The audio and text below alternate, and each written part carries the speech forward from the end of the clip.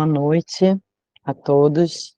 Eu gostaria de iniciar agradecendo a presença de vocês, as inscrições, o acolhimento. A ideia do curso nasce, né, dessa necessidade da discussão e das dificuldades encontradas, né, para a gente realizar a própria Semana Multicultural de Maricá, e na qual, né, nós, professores e estudantes, temos que elaborar projetos que tratem das questões étnico-raciais, tendo como marco o dia 20 de novembro, né, que é o Dia da Consciência Negra, de Zumbi, mas a gente sabe o quanto isso é importante, o quanto a gente enfrenta no cotidiano escolar questões como racismo, né, dentro de sala de aula e fora dela. Se você quiser rápido, vá sozinho. Se você quiser ir longe, vá acompanhado. E eu acho que a gente está muito bem acompanhado, né, nessa escola, nas nossas equipes. E dizer que é uma pauta em que eu sempre trago para as nossas reuniões, para as reuniões de paz também, que é a pauta das convivências, né? No fundo e no raso, quando se discute relações étnico-raciais e antirracistas, a gente está falando de convivência, né? E a nossa escola é uma escola que é um grande laboratório para convivências, né? De muitos grupos sociais, em suas diferentes cores, credos, ideologias políticas, faixas etárias, não é? Constituição de famílias, e como nós seremos, a partir do ano que vem, uma escola grande em tempo integral, uma grande escola em tempo integral, se faz muito necessário repensarmos e alinharmos a questão das convivências. Porque a gente vê uma falta de conhecimento, né, e de senso crítico desses alunos, mesmo em temas básicos como ao falar sobre cor, raça, etnia. Então, a ideia é que a gente também possa, né, despertar essa vontade neles, né, e a gente possa também trabalhar essas questões todas, tá? Gente, a Martinha, ela é professora, pesquisadora, militante, mãe. Ela é pedagoga, mestre em educação, doutorando em educação pela Universidade Federal Fluminense. Ela é assessora de relações étnico-raciais e indígenas na Secretaria Municipal de Educação de Maricá e professora na Educação Escolar Indígena, Aldeia Teocá Ararovi. E aí esse lugar tem me feito pensar muito nessa fala que a Kátia fez, que é da convivência. Como é que a gente tem vivenciado, né, os nossos cotidianos com o diferente, né? Mas a gente também pouco se vê nesse lugar.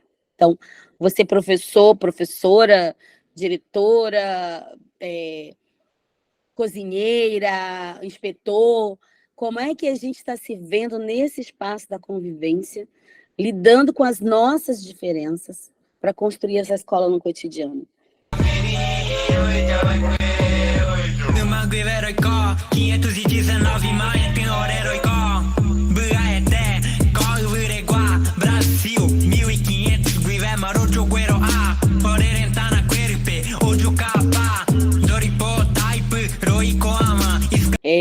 Eu trouxe esse vídeo, eu gosto muito dele, primeiro porque vocês são professores de segundo segmento, né? E é um vídeo que dialoga muito com essa idade, né? Porque é um jovem Guarani-Buá que canta na sua língua materna e que canta rap, né?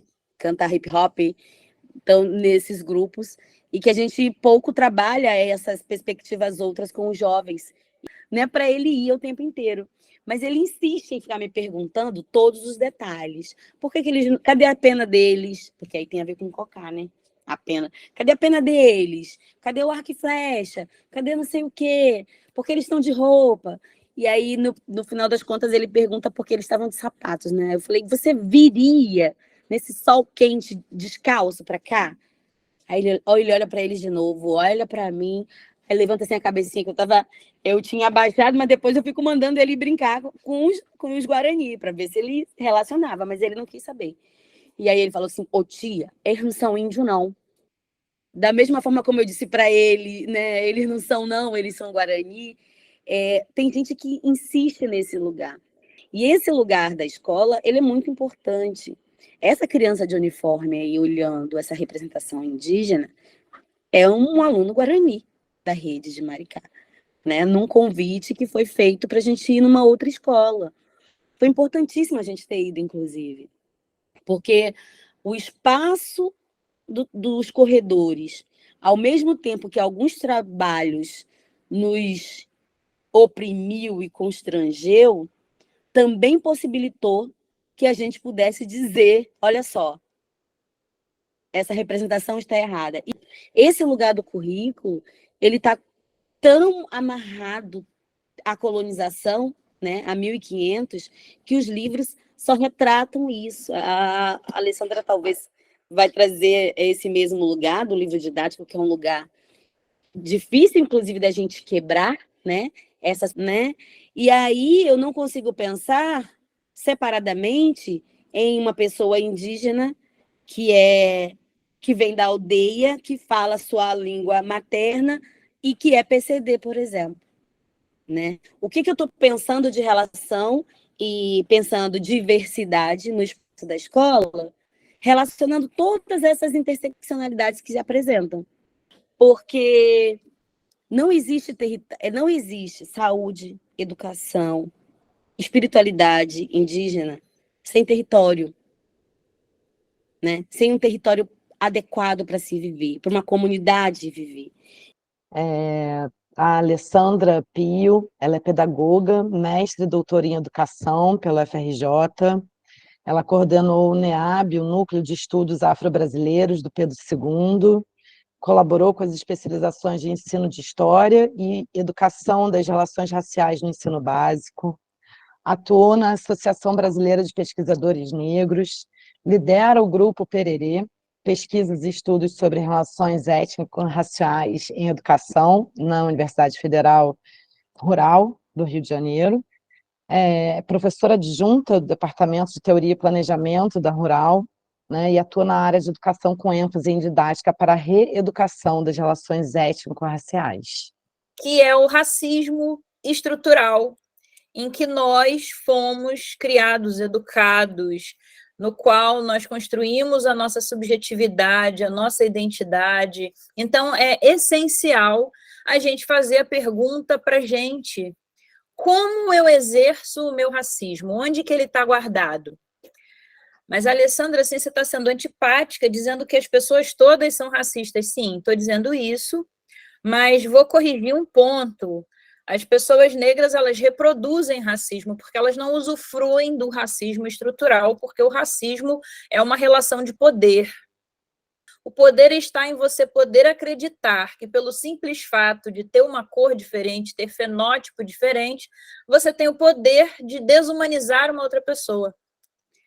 A desumanização que você traz saiu de algum lugar. Essa desumanização foi aprendida.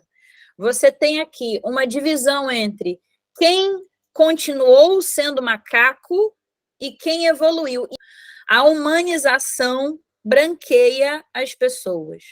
E não é muito difícil de compreender, né? Porque o nosso ápice de civilidade, que é a França, liberté, égalité, fraternité, aquele pessoal com aquelas bandeiras fazendo Revolução Francesa. Enquanto isso, no Haiti, eles estavam escravizando, matando, estuprando, explorando, invadindo território, destruindo famílias, ou seja, liberdade, igualdade, fraternidade é para os nossos humanos. E algumas falavam para mim, me chamavam no cantinho para me dar conselho: olha, Alessandra, não é legal você ficar falando essas coisas, porque assim você vai acabar criando uma situação ruim. Qual é a situação que é mais ruim que o racismo, né? Vocês que são racistas, me expliquem, eu falava para elas, vocês que são racistas, me expliquem o que pode ser pior para mim, que sou a pessoa preta que está sofrendo racismo, o que pode ser pior para mim que o racismo de vocês? Me explica aí. E aqui a gente tem, nesse trono eurocêntrico, gente nova chegando. Não é gente nova, é tema novo, é história nova, é abordagem nova. E a cara do europeu não está muito boa, não está muito satisfeita. Então, se o europeu não está muito satisfeito, as pessoas bem colonizadas também não estão satisfeitas. Tem muito brasileiro chateado porque agora não pode mais chamar de índio. Que história é essa que eu tenho que falar indígena? Não tem nada a ver isso, sempre falei índio, nunca foi um problema. Nunca foi um problema porque a nossa ignorância permitia. Outra questão é como a gente lida com o nosso corpo. O corpo é um bem ancestral, né? O corpo, ele traz essa tecnologia ancestral de guardar tudo que a gente tem, toda crença, toda a gente descobre depois que é DNA, mas a gente traz tudo dentro desse corpo. E o que o corpo faz na escola? O que a escola faz quando a criança chega lá dentro? O que o corpo tem que fazer logo de cara? Tem que cuidar para deixar esse corpo quieto. Para esse corpo, segura esse corpo. A gente tem uma sabedoria ancestral que o corpo, ele é parte da natureza. Então, por isso, ele tem que ficar perto, ele tem que se aproximar, ele tem que entender como a natureza funciona, porque a natureza é ele também. Então, é utilizar as brechas curriculares. Eu acho que o currículo ele é muito profícuo em dar bobeira para a gente, né? Chegar em cima dele. Então, é coletivamente essa intencionalidade. Acho isso espetacular e realmente isso transforma. Reescrever, né? A gente está com uma grande missão, junto com todos os coordenadores, reescrever mesmo esse currículo, né? Eu acho que a gente quer fazer história em Maricá. Então, sozinho, a possibilidade de dar errado, sem refletir coletivamente, é grande. Eu acho que eu sempre digo que é certa. A possibilidade de dar errado é certa. Então, é preciso a gente construir coletivamente. Não caiam nesse erro, porque dá mais trabalho, é mais cansativo. Você fica sozinha nesse processo ou sozinho nesse processo, e, inclusive, se der errado é porque todo mundo errou. Então, a culpa, inclusive, é dividida. Eu oriento sempre a coletividade. Quero agradecer muito, muito a todos presentes até agora, né? As nossas maravilhosas Alessandra Pio e Martinha Guajajara, muito, muito obrigada. Muito importante a gente ter vocês aqui nesse início, né? Duas mulheres tão potentes, muito obrigada mesmo.